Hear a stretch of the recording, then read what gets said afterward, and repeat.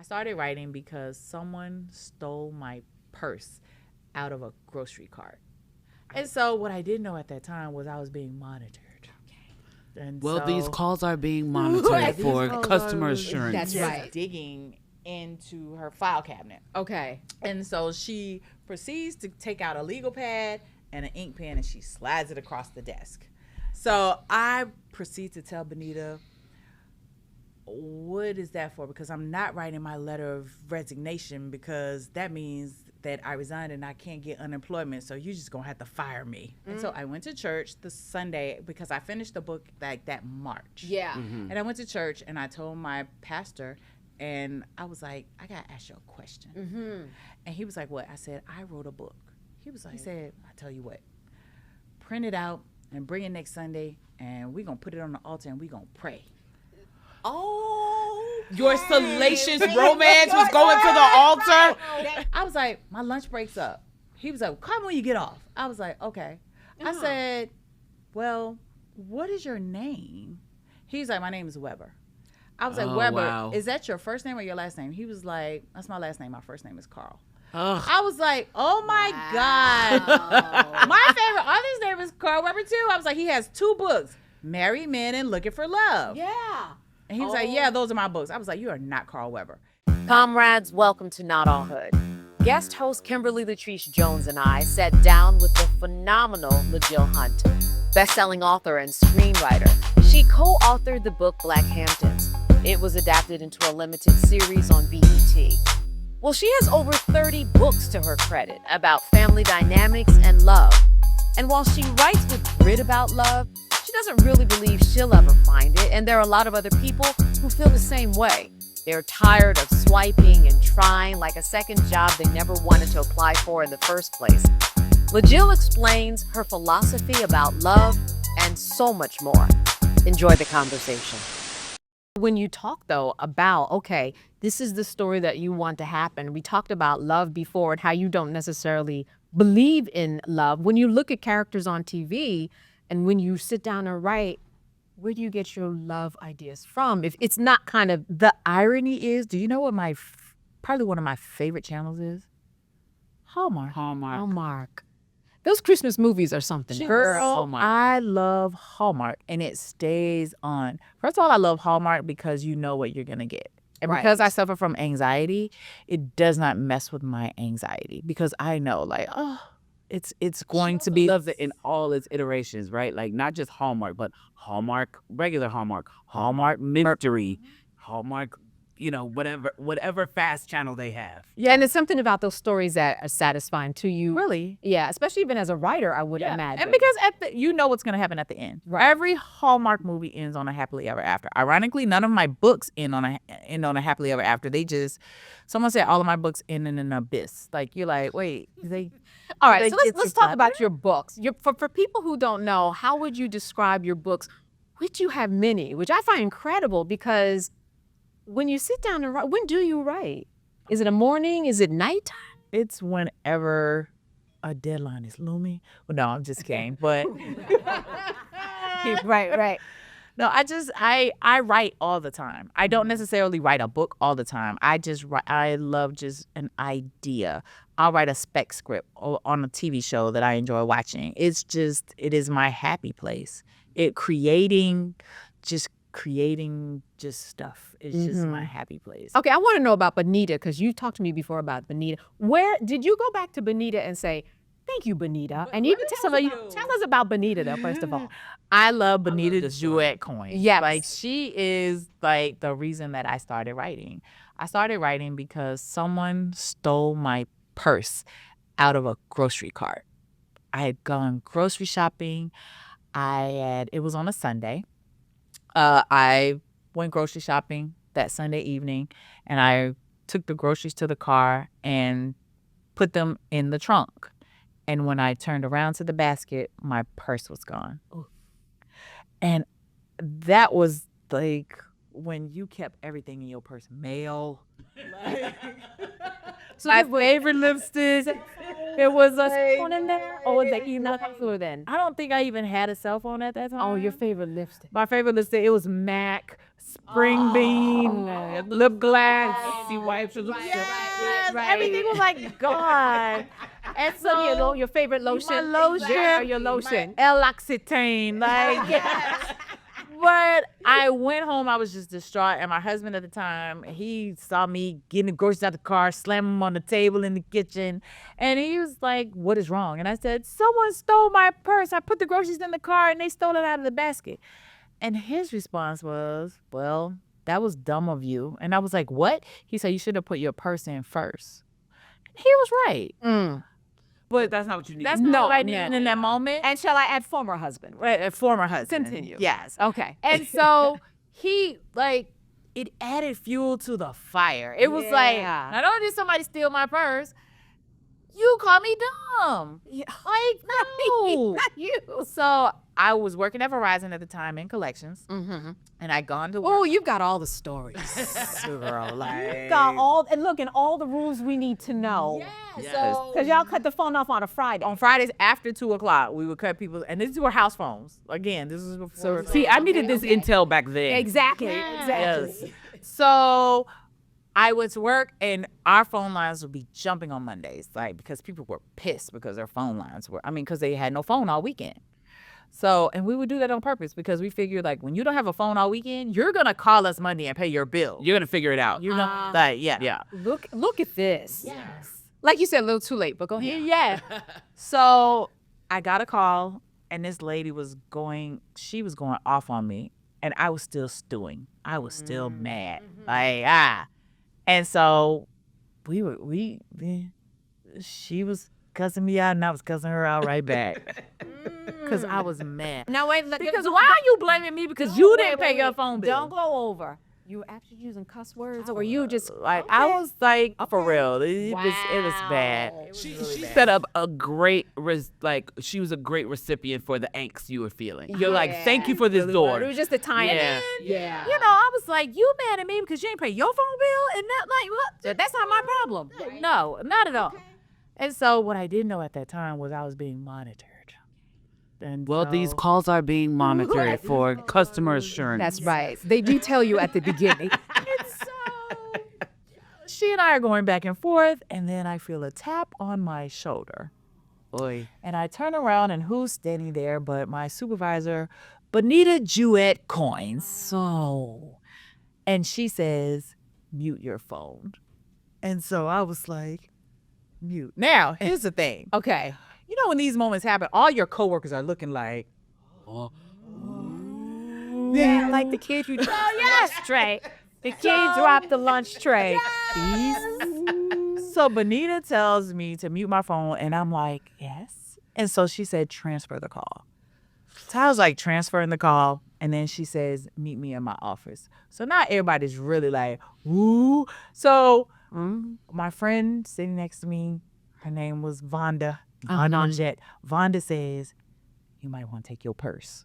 Thanks, brother. Thanks for the word of encouragement. Thanks, Vonda. So now I'm grabbing my purse. And I need your yes to that hug. Vonda. Thanks, Vonda. Okay, now you're doing the walk of shame with your pocketbook. I get my purse and I go to Benita's office, and Benita's like, LaJill, what is going on? So I explain to her, well, somebody stole my purse, and then Corey told me that it was dumb, and da-da-da-da-da-da. So as I'm telling her all of these things that have transpired and how the lady was mad at me, and it wasn't my fault that she didn't pay her bill, and, she just needed to call to make a payment. Benita is digging into her file cabinet. Okay. And so she proceeds to take out a legal pad and an ink pen, and she slides it across the desk. Now, Vonda done already told me to take my that this is purse. your Like, this is it. Yeah. So I proceed to tell Benita, what is that for? Because I'm not writing my letter of resignation, because that means that I resigned and I can't get unemployment, so you're just going to have to fire me. And Benita says, nobody's going to fire you, fool. And I'm like, well, what is this for? Yeah. And she said, LaJill, you're always around here reading a book. Uh-huh.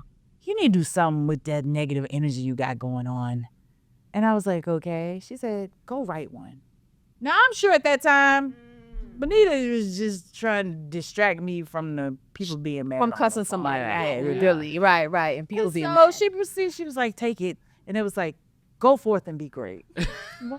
So I pick up my purse and I take the legal pad in the bin and I go back and what she say?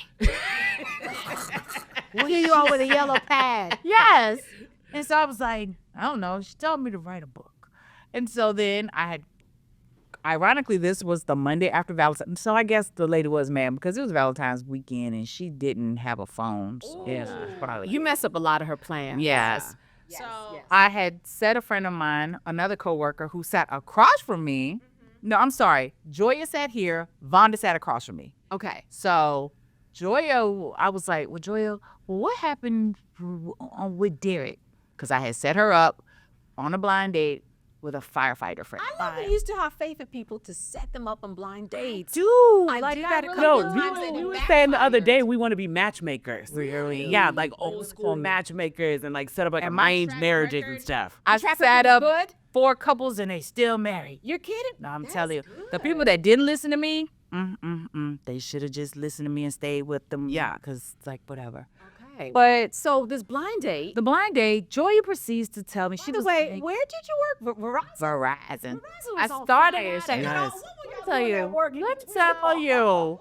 Yeah. We started out at Bell Atlantic, child, and then it became Verizon. I was like, yeah. You know what? Verizon bought up a bunch of people because one of my first jobs, I worked at AirTouch Cellular. Oh, wow. You're going back. Yeah, AirTouch Cellular, and then Verizon bought AirTouch out. Yeah, Wow. yeah. So, Bell Atlantic became Monopoly because Bell South couldn't be. It couldn't be a monopoly, so they divided it all up into like components. Little baby bells. Yes, the baby bells. Yeah, you know how the baby bells. I'm from AT&T country. Oh, Yes, town, New Jersey, which is a headquarters. So we always had people come in, and now a lot of black families, especially transplants, big AT&T headquarters. Yes. Still, the big buildings are there. Yeah, Okay, back exactly. to the date. Okay, so Joya proceeds to tell me that Derek invited her over for dinner, and he cooked homemade pasta, and he made salad, and she was like, and the dressing, girl, raspberry vinaigrette. And so all of us are listening like, ooh, raspberry vinaigrette.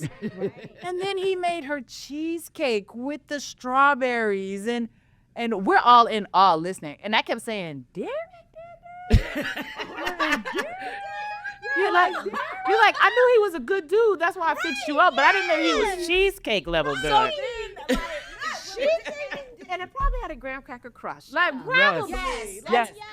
Right. And so, look, nobody's calls are getting answered because we're listening to Joya now. We're like, Everybody's phone is on. everybody's phone ring. We're like, listen. And so then Joya says, and then after dinner, and this is how she's talking. And then after dinner, he leads me upstairs, and girl, he ran me a milk bath with rose petals. Okay, let's go back. This is a blind date. This so is they a just first met. blind date. They've never seen each other before this No, moment. they've only talked on the phone And That's you ran her a it. milk bath. with rose petals. I'm gonna see where this is going with your writing. Let me tell you. Okay. So then this is when they had like, they had the speakers that come through the ceilings. That was fancy back in the day. That really was. Like, that was a whole thing for the So the music bachelors. was being hyped The in. music. Oh, it was a white rug in front of the bathtub. I'm like, oh my God, Derek? Right. So, Like the dairy. yes. And so after she was like, then he says like, this is for you. I know, you have a stressful job and because Joya had 2 kids at the time. He's like, this is just your turn. Just enjoy it. I'm going to go and do the dishes and then you could just meet me downstairs. And so then she says, I was in that tub about 2 hours. She said, and then I went downstairs and we just had wine. And I was like, oh, okay. And so then I was like, that's it? And she was like, yeah. I was like, Joya, what if you would have got pregnant? Oh Lord, This is why LaJill. I'm here. And she said, A nice date. It's like you couldn't have written a better date. And she's like, where's the drama in this? Let's talk about you. Yes. And so she was like, we didn't even have sex. I said, oh, but what if you did?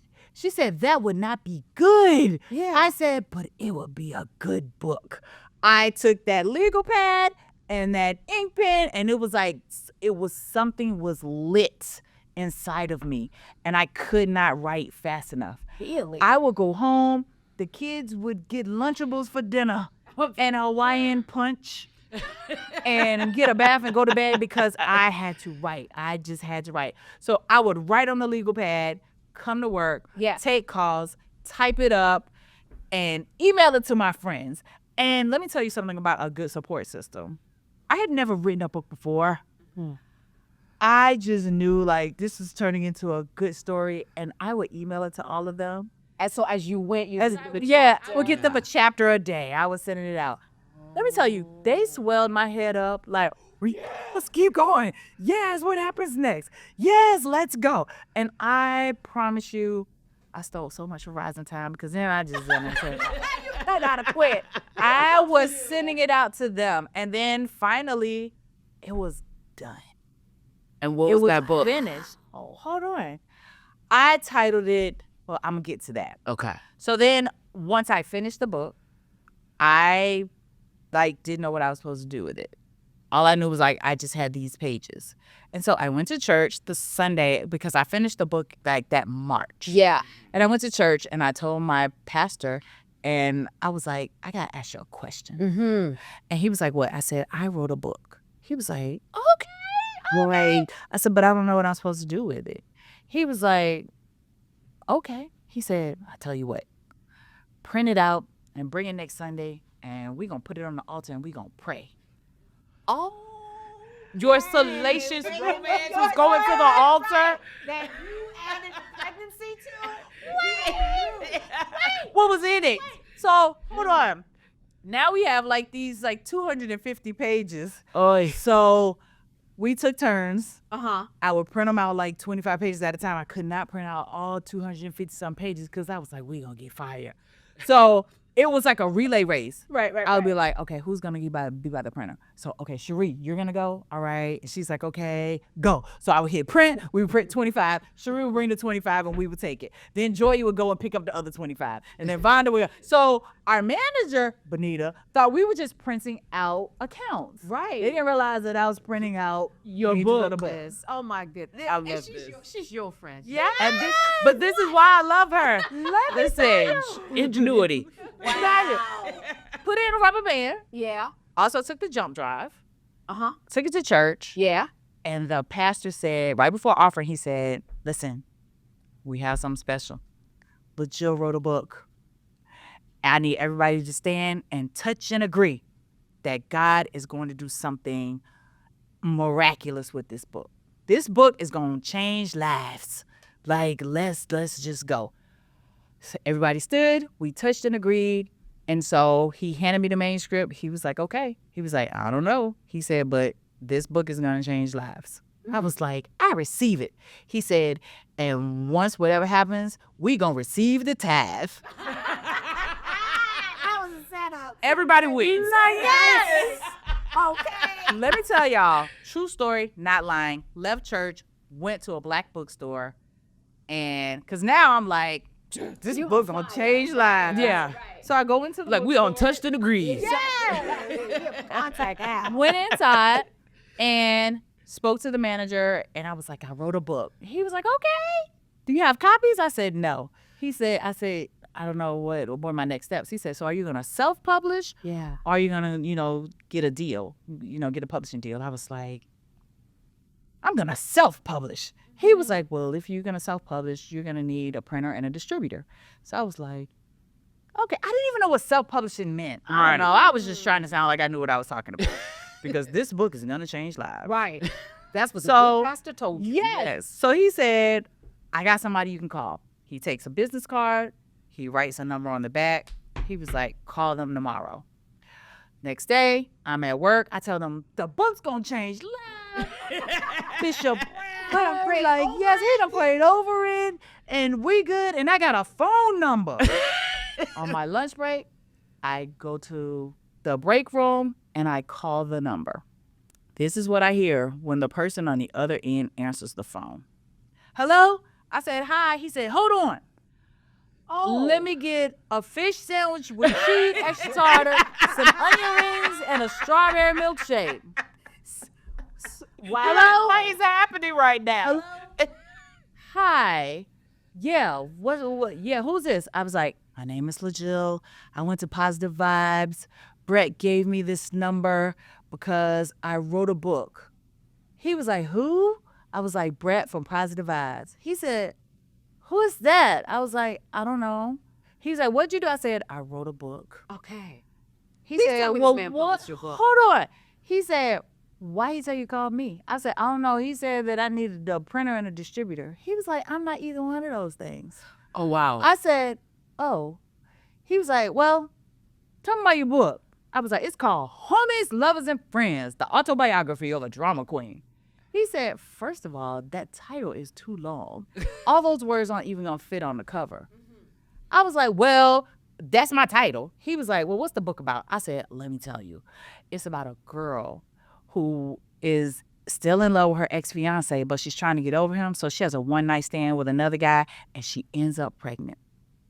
He was like, ooh, juicy. He's like, hold on, let me get my food. So he gets his food, and he was like, okay, so tell me about this book. So I proceeded to tell him about the story and this and that and the other, and we talked for an hour. Wow. And so he was like, you know what? I like you. And at He this point, said- you just still don't even know what he does. No, have no clue. No Like- clue. No, He doesn't he's, he's none of the things the guy told you that Brett said you needed. Yeah. So I was like, my lunch break's up. He was like, call me when you get off. I was like, okay. I said, well, what is your name? He's like, my name is Weber. I was like, Oh, Weber, wow. is that your first name or your last name? He was like, that's my last name. My first name is Carl. I was like, oh my God.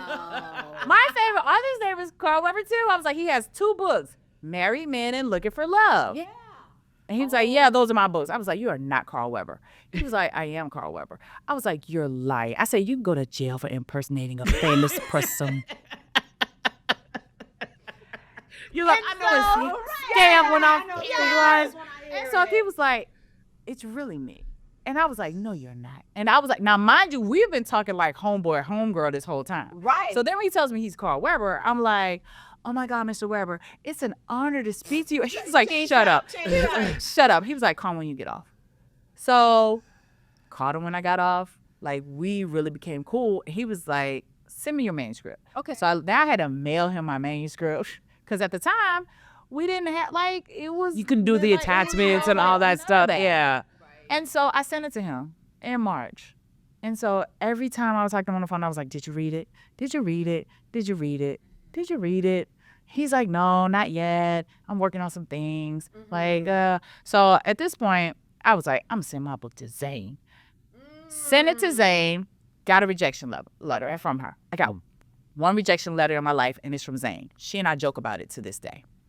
So in June, Carl calls me, and now I'm like, oh, what does this nigga want? And 3 months later. Yes. You were supposed to read it the night. There goes the impersonator again. And so I was like, what? He said, Jill. I was like, what? And he was like, guess what? And I was like, what? He said, I said, did you read my book? He said, no, but my editor did. And I was like, okay. He said, and I'm just leaving out of a meeting with Kensington. And I was like, are they going to publish my book? He said, I got one even better. He said, I got a deal to start my own publishing company, and Drama Queen is going to be my first book. Wow. Now that's a story. That's the story.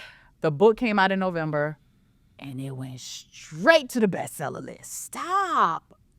Drama queen. Drama queen. Here's the thing. Yeah. In the urban writing world, Black authors going to any conference, any event, anything, and listening to authors from our era talk about the books that influenced them. There's about 5. You know, everyone has the ones that they like, that they love, that they'll repeat, but there's about 5 that you're gonna hear for sure for every 3rd or 4th author that speaks. You know, you're gonna hear Fly Girl. Omar You're- Tyree. Yeah, Omar Tyree. You're gonna hear True to the Game. Yes. Sister Soldiers. Sister Soldiers. The Coldest Winter Has Her.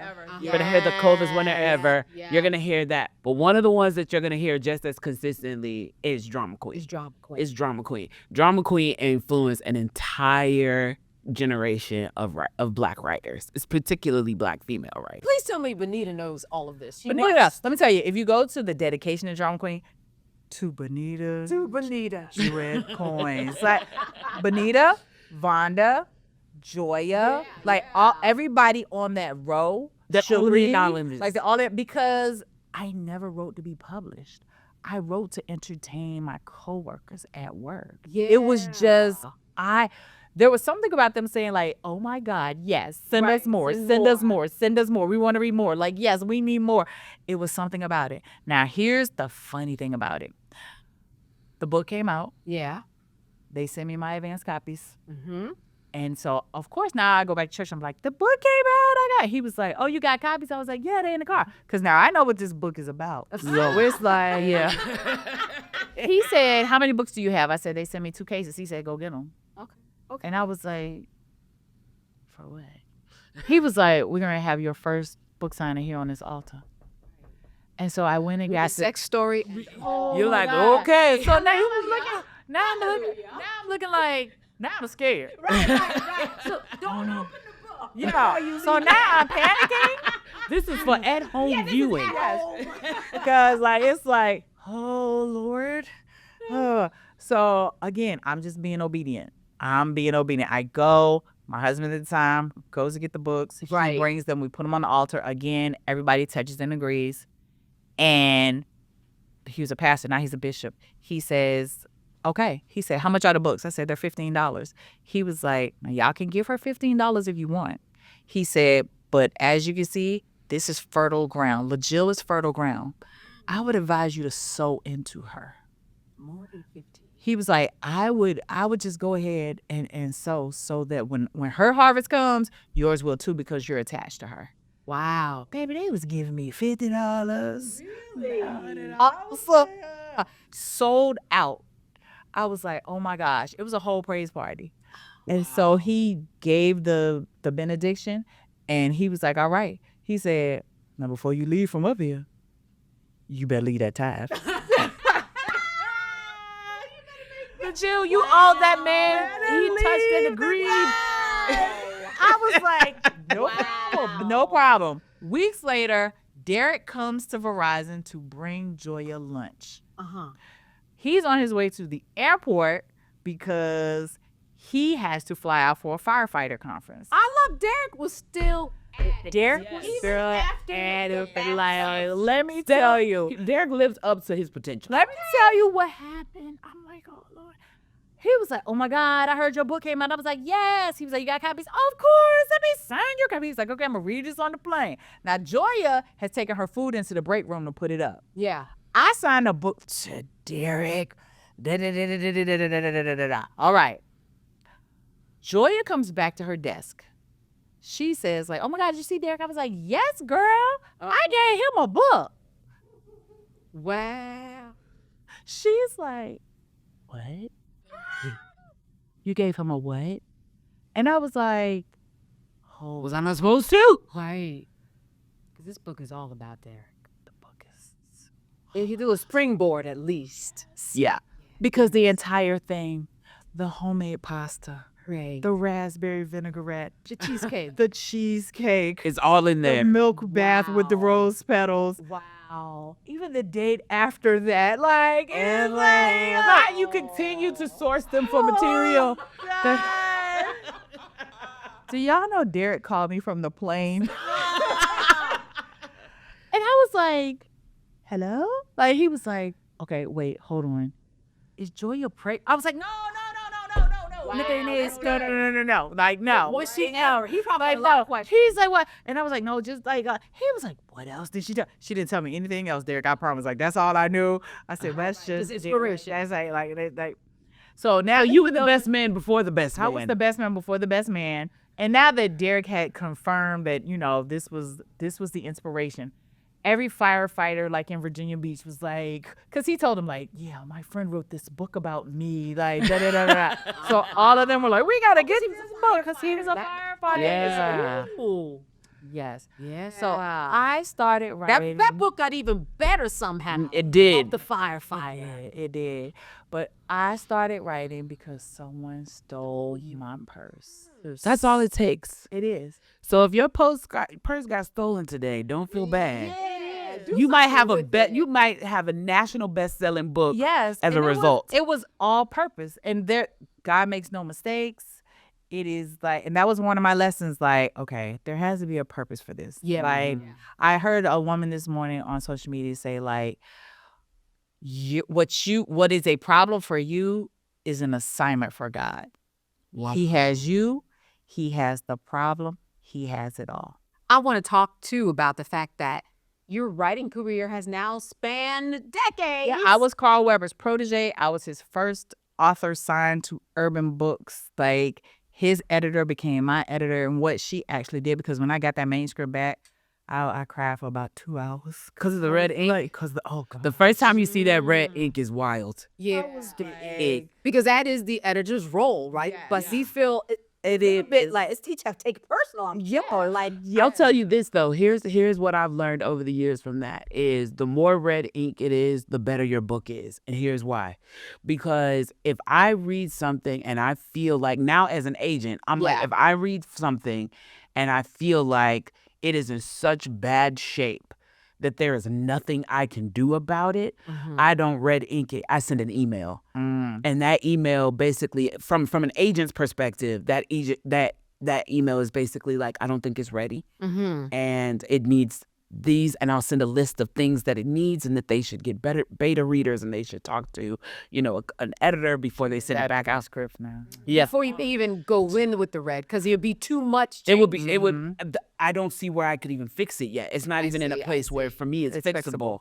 So, but when I get it, and I tell people this all the time, when I get it and then I load it with red ink, it's because I'm excited about it, because I see where the potential can go. And now I'm excited to see it get to where it can be, because it's almost there. Let me ask you: do you literally use red ink? I used to. Okay, 'cause My I- editor did. Yeah. I I will used tell to. you the ink color, just correcting papers with these students. I had to stop with the red. They were just like taking it too much. I used a little. I was just curious. Oh, they would not have lasted back in it. No, No, they would not not have have lasted. No. And I technically still use red, because now people usually send me their manuscripts or their scripts especially with manuscripts, not so much with scripts, in Word. But when I'm doing the auto correction in Word, it shows up in red. It shows up as red. It shows up as red. Yeah. So So your storytelling, it feels like I was a great storyteller. I had to learn. My editor taught me how to be a great writer. a great. Because those are different things. There's two different things. Those are two different things.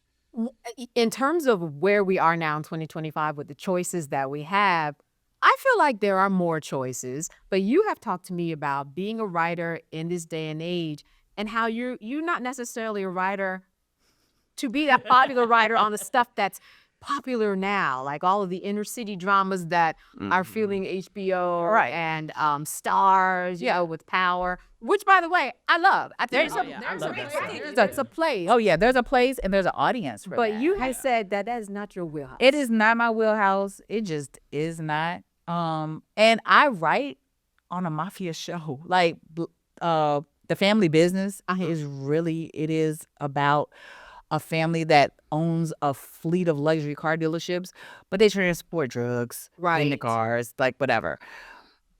But it's elevated. Like elevated in the sense where, yeah, that's what they do on the side, but it's more about the family drama and like the whole mafia aspect of it. So there's a certain level of softness that I kind of bring to the show, because you do see relationship drama, you do see family drama. And so there's a place for me on that show. But honestly, I have come to a place in my career where I don't want to elevate Black trauma. So I don't do, most producers come to me for horror, suspense, thrillers. They want rape, they want guns, they want murder, they want all of that, because that's what they feel that the audience wants to see because of the success of some of those shows that have great writing. And how does that happen? Do they literally say, listen, we want a show that should have some rape and some deaths? They literally say Well, they'll say suspense thriller, but they're That's what they like, mean. we wanted to have, and that's what a suspense thriller is. Someone is usually getting kidnapped. Someone is usually Right. getting abused. Someone is usually getting, Mhm. that's horror is someone getting killed. right. Yeah. Like that's what it So is. networks and studios, they send out what's called the mandates. Mm-hmm. And so the mandates break down like what they're looking for the quarter, basically. Mhm. So you'll get mandates and you'll see like Apple TV's mandates and Amazon's and all of that, so that your team knows what to pitch, or also so you can look in your catalog of like what you're trying to shop and be like, okay, Apple TV is not looking for what I have right now, but Amazon is, or BET is looking for it, or Paramount. But those mandates are very detailed, and they kind of are not looking outside of whatever the mandate is, unless it's something that just like blows their mind kind of thing. And a lot of those mandates will say, like, it'll say like family drama, but then it'll have like a subcategory that'll say high crime. Mhm. I see.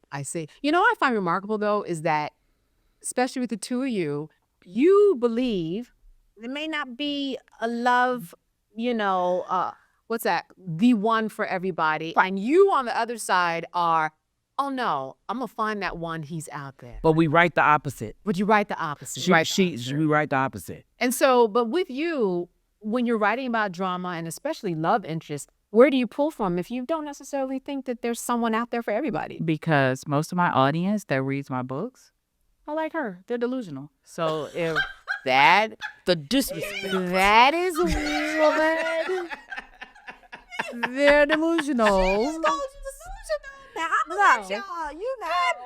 We debate about this constantly. I mean, I know that there is a place for love. For me, Yeah. I will be surprised if I ever enter into a relationship ever again. I want to coast out. Please. Has set up the perfect blind date. Listen, I'm She is like a super matchmaker. First of all, she and I talk about this all the time, how when we retire, that's going to be our retirement plan. We're going to be matchmakers. We're going to like go around and arrange marriages and be matchmakers. The interesting part about it is like, a lot of her TV projects that she has written, like episodic TV, not the movie stuff that she has written, is based on books that, they are her IP from books that her and Carl have written together. And so one of them is The Blackhamptons, which was one of my favorite shows. I love the black. Yeah, The Blackhamptons, which was one of my favorite shows, and it's closer to her lived experience of like a middle class, black family. Yeah, we didn't live in Sag Harbor. We didn't have that kind of money. But Culture, yeah. out in the Yes. In terms of culture. I think one of the biggest disappointments that my family had was that I got pregnant in college. And when I told my grandmother, like, and my uncles, I was like, oh, I'm pregnant. Their response was, you were supposed to be a debutante. What is the what is it like? What are we gonna believe? Yeah. My grandmother, Exactly. My grandmother made me leave Mobile to go live with Mobile, Alabama. Yes, that's Okay. where I was born and raised. And she made me leave. She was like, you can't stay here. That's what they did. You have to go with your mother in Virginia Beach. My mother lived in Virginia Beach with my stepfather. So she's like, no ma'am, not here. You can wait. We got to go back to that time because they do this on TikTok and Instagram where they say, I'm about to that might be 15 years old. I'm about to reveal to my parents and my cousins that I'm pregnant, and they do it in order to get the views. Yeah. I'm just curious. Child, I was sad, like nervous. And probably terrified, right? I was can terrified. Yeah. And the only reason she let me stay as long as I did because I found out in like March. I found out late. I see. My daughter's born in July. Found out in March. Boy. Yeah. Yes. That was it. Yeah. And so she let me, we got our midterm grades in the mail, like the day after that I told her, and I had straight A's. So she was like, I'm gonna let you finish this semester out and then you gotta go. So like the day after class ended, I couldn't even take my car. They put me on a plane and was like, you're out of here. I tell everybody my first heartbreak came from my grandmother because I love that woman. Like, I was her beloved. We had a love relationship.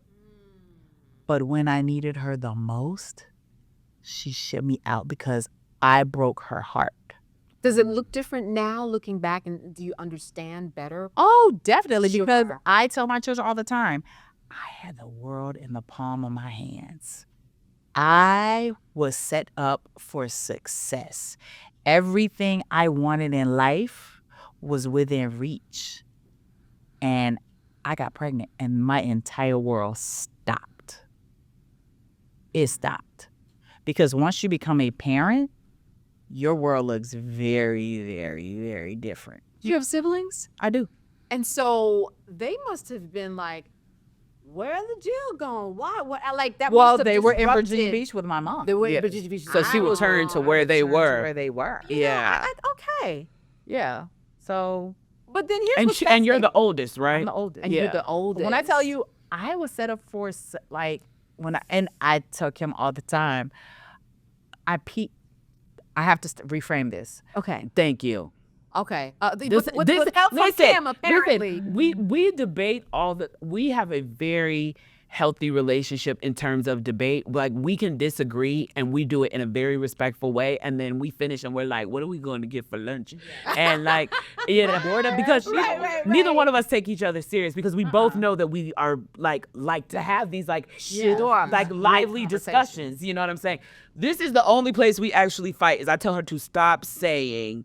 Tell her what you always To say. me, I peaked in high school I told her to stop saying that. because everything I have ever desired in life. You peaked in high school. I Break peaked in that high down. school. How can you peak in high school when you're peaking right now? You write for Thank major you. shows. I do. You're developing. was- You've got I development was- deals. You got. She's one of the several- most sought after writers in Yeah. Atlanta. So you Let me peaked tell you. because. I was happy every single day of my life. From 1987 to 1991 was an amazing day for me. And Okay. I was happy.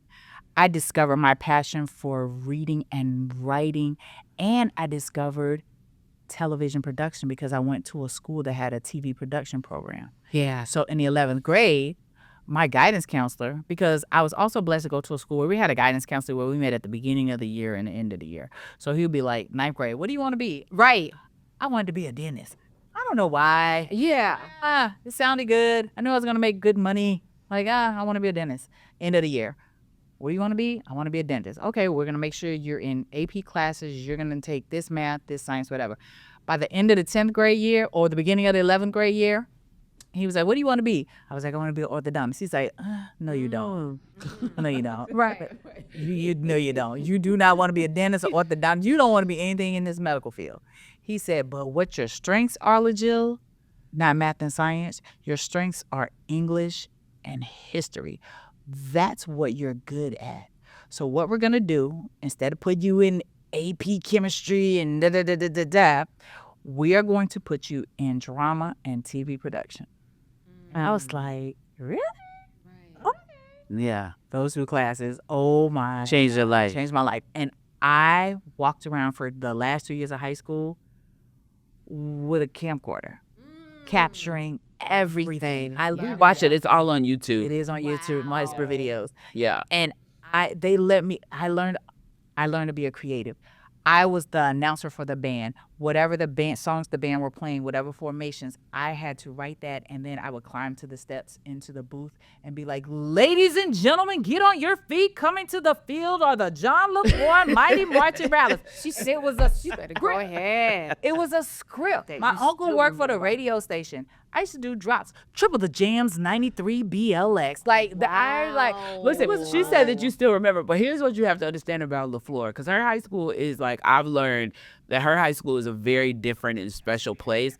That's My different. friend said our high school is Like an HBCU, but high school level. They have an all-class reunion that they all go to every year. Wow. we do. And everybody from 1960s, class of 67, all the way through the graduate. That's where they're going to graduating camera class. for now. Oh, That's baby, amazing. let me tell you, it is incredible. The entire city is painted orange and green. Like it's everywhere. It's on the news. Like Let's go back to the peak, though. I'm gonna have to be on I her peaked side. in high school. Yeah. Do you think that maybe what you wanted just kind of manifested right then? Do you? Why peak? Because peak means I've never it. It's not getting any better. I've never felt that elevation of joy and happiness in my life Okay. since that time. It's just, and uniquely enough, Kim will tell you, myself and my high school friends, Yeah. they're my safe space. Still. Still to this day. And they're all successful. Like, not even like successful, like, oh, Sean got a good job. Right. It's like no, like Leo is the producer who put together the Jeezy Symphony tour that we're all watching right now. Yeah. Like Antonio Lang is the coach for the the Hawks. Hawks. Yeah. Like all of that. Something was in the water in LaFleur One at of that my time. best friends, I'm talking about, we went to kindergarten together. Yeah. He is the chaplain for the Indianapolis Colts and the Indiana Pacers. Okay. So yeah, we're talking a different level. Yeah, no, like on all of their stories are And we still like talk. that. Like, Yeah. I'm talking about, like, Daily. what you doing? Mm-hmm. Like, I don't know what you doing. And the fact that all of us are successful did not come to, it was like, that's what we were groomed to be. So okay, question. So when you were told, oh my goodness, Drama Queen is getting published, and I made all this money, now it's on the bestsellers list. That wasn't higher than the feeling in high school? No, you know why? Because when I was featured in Essence magazine, there was a picture of me. And when I look at that picture, because people are like, oh my God, this picture's amazing. It's beautiful. It's da da da da da da da da. And every time I see that picture, Yeah. I say, what y'all don't know is my jaw was wired shut because I was in an abusive marriage. And my jaw was broken. So I'm like, yes, all of these great things were happening, but it was such a tumultuous time of my life. So I didn't get to I didn't get to experience any of the joy that was supposed to come from those moments. And only you know the backstory. So I know that's what was why going you know on. when you were happy. Yeah. Well, and here's where I definitely concede to what she's saying. I don't like the ED on the peak because for me, I'm just like, but we don't know what the future holds. We could have another wave in a moment like that. But where I do concede is that, and I appreciate and I respect, is I feel like we make so much about what we do versus who we are. Because as much as I love being a director and a writer and a thought leader, that's what I do. And the ideology that it is so juxtaposed to who I am that it almost overrides who I am. I have found that, especially in being a public figure and having to live so publicly, I find that very frustrating because I'm like, these are the things that I do. Awards are things that I get. Certain rooms that I get to be in, that's all great, but that's not who I am. Yeah. And so I can concede and appreciate what she's saying, that saying I peaked in high school has nothing to do with any career or academic success. or Yeah. success. It's about, in that moment, I what was I remember safe is deep every joy. day. I was happy every day. And you knew what was going to be. It's kind of like the Hallmark. You knew how it was going to I knew end. how it was gonna end. I knew Yeah. every single Every day. day. Every day was every day was great. When I tell you, I got teased in high school too, but I didn't care. I thought it was funny. I was like, oh my God, I broke my leg twice in high school. Really? Like, and they joked me, and I'm like, oh my God, I hate all of y'all, but I love y'all because this is so funny. And I had these glasses where I had the transition glasses where you would Yes. go in the sunshine. Sun, it would turn dark. Because Yes. I was on crutches, I would have to put my backpack on, and they let me cut through the courtyard. So the courtyard is outside. So by the time I made it to the classroom, my glasses were still, now they're sunglasses. And so instead of my friends being like, oh my God, we could have helped you, they were like, here come Ronnie Millsap. And I'm like, I can't stand y'all. And I would laugh with them. Like, it was, I don't know, it was like a weird time because we joked everybody in high school. It wasn't bullying. It was like, oh my God, y'all are so corny. Like, y'all are so goofy. Ka, ka, ka, ka, ka. Just good times. Good, And yeah. I also want to point out, I am blessed to be able to do what I love today Yeah. and get paid doing it. Oh, Don't, sure. I will never, I am blessed. Like, people are like, oh, you, and I'm like, hold on, don't say that. I'm just a person that is blessed to be able to do what I love and collect a check while doing it. You know, I sometimes see life, though, that the peaks might happen like this. You get a peak, You get another peek. Yeah. Can you? I'm wondering. And peaks in different categories. Just about Because when Family Business became a television show, and we everybody was like, "Oh my God, TV show!" My mom is transitioning from breast cancer. Right. Yeah.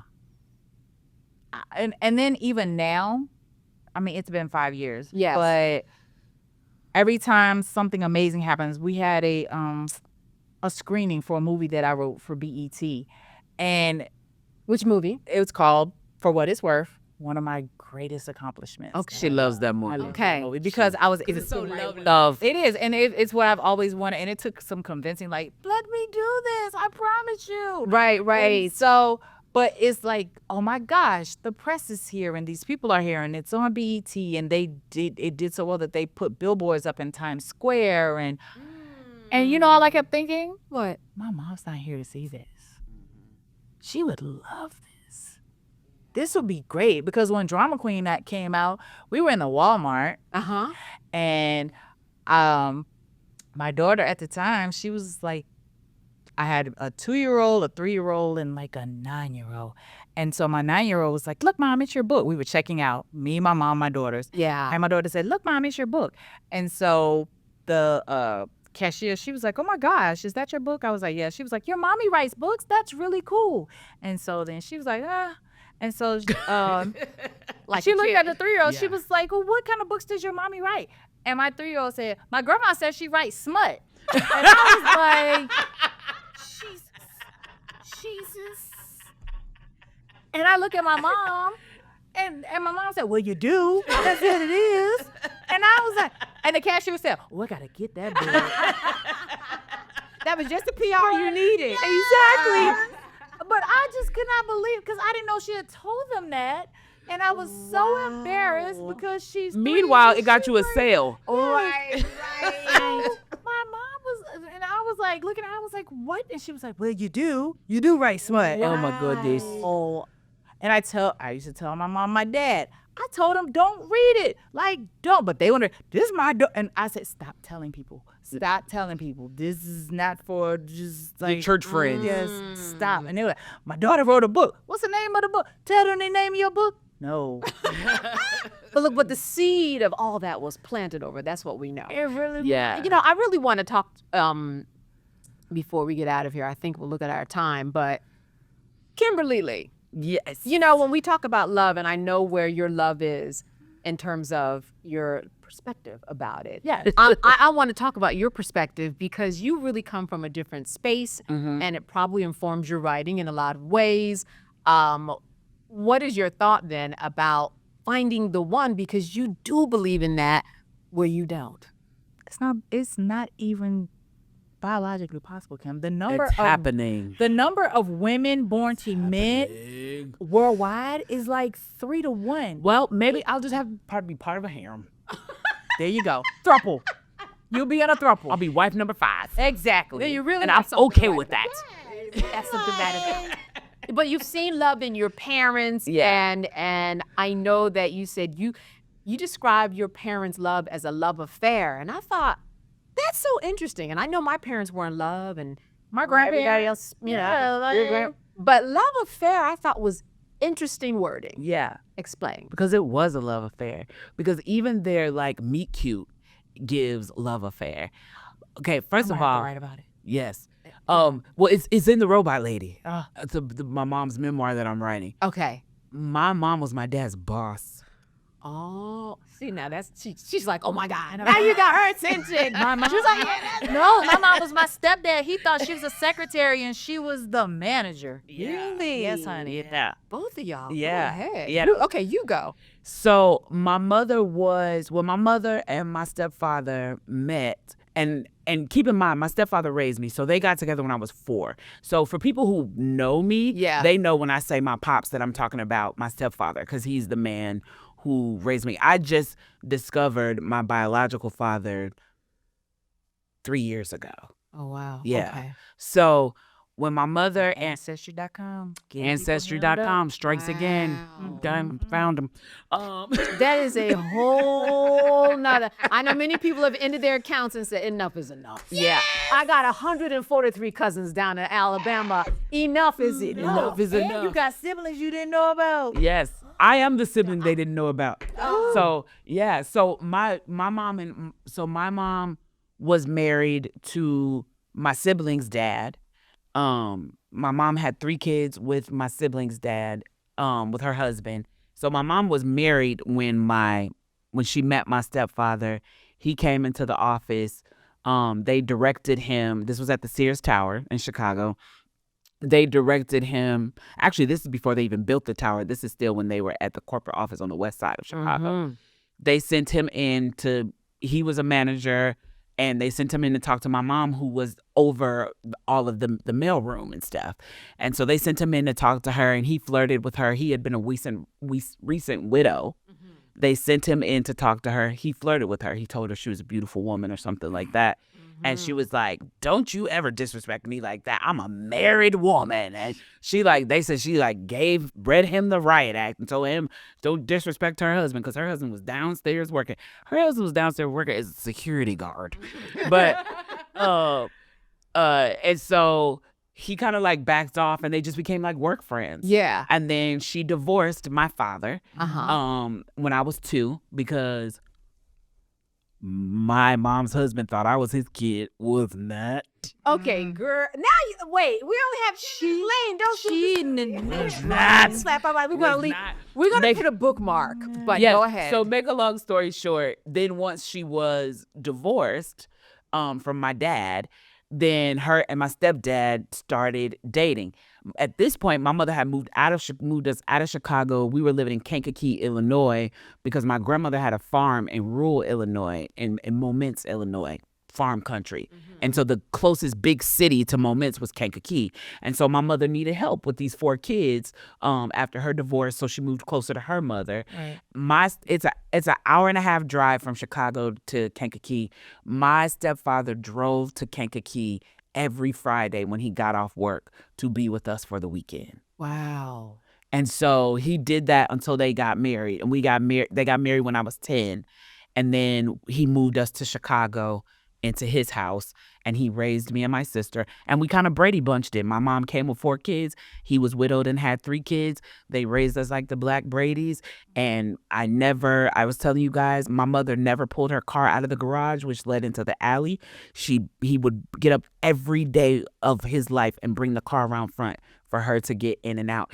And just the acts of service that I saw them do for each other. My stepfather retired before my mother. My mother would still come home and cook dinner for him every night because he liked her cooking. Now, my stepdad would cook. He wasn't like, you still cook, woman. He was like, right. He would cook, especially for the kids. We would get up breakfast, stuff like that. He would cook for us. But she liked cooking for him, and she knew he liked to cook. So just the way that they took care of each other and had such deep acts of service and loved each other until they left. My mother actually went through therapy when my stepfather died because she had PTSD. They diagnosed her with PTSD from his death. So seeing that and knowing that it's real and everything that the world tells you now, she was a single mom with 4 kids and she was 40 when they got married. Nobody's going to want her.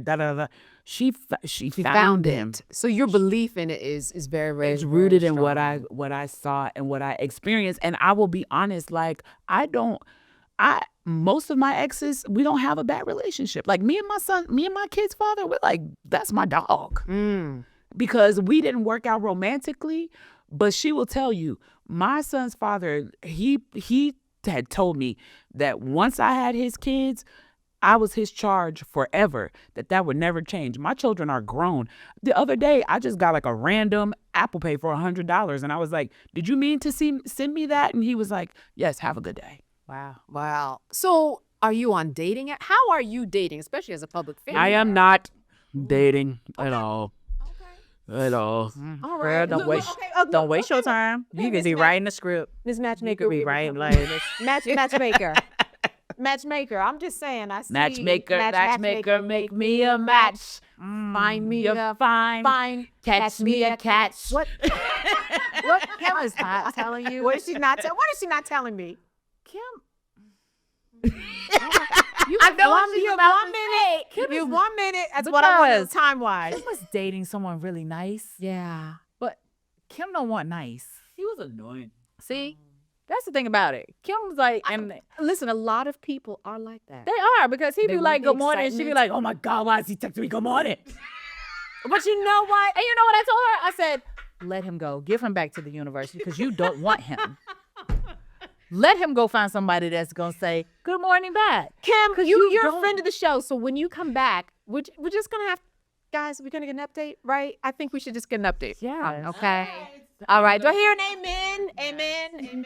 Okay. Okay. And then I want to end on this. Are you still tithing, my friend? Oh, definitely tithing. Amen. And this is what? That's the right And guess answer. what? Amen. Tithing is not about money. You tithe your time, you tithe your energy, you tithe your effort. Like God did not say your tithe has to be monetary. I give back to the community. I give back to my friends. Because what you put out, you receive back. So you make time. For her and for both of us, which is why we're such a love match. It's just in us. We will hear a story of like some kid who needs something, and we will spend 48 hours like calling everybody we know and figuring out how to get this kid straight.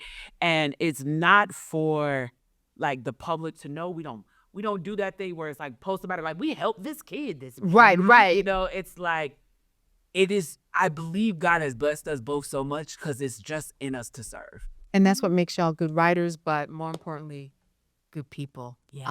Thank you so much. Y'all fun. All right, that's it for this episode of Not All Hood. We appreciate you listening and joining in the conversation and just being a part of it all. We want to hear from you. Drop your thoughts in the comments, share this episode with a friend, and let us know what resonated with you. And please, please, please send us pics of you rocking the non-merch. We want to feature you on some upcoming posts. All right, also make sure that you subscribe to us on YouTube, on Fanbase, on Instagram, and really do that to stay locked into all of our future episodes. Be sure to support the movement. Grab your merch at www.notallhoodmerch.shop. Every purchase helps us keep the conversation alive. We've got some powerful conversations coming up, so don't miss next week's episode. Thank you guys for joining us.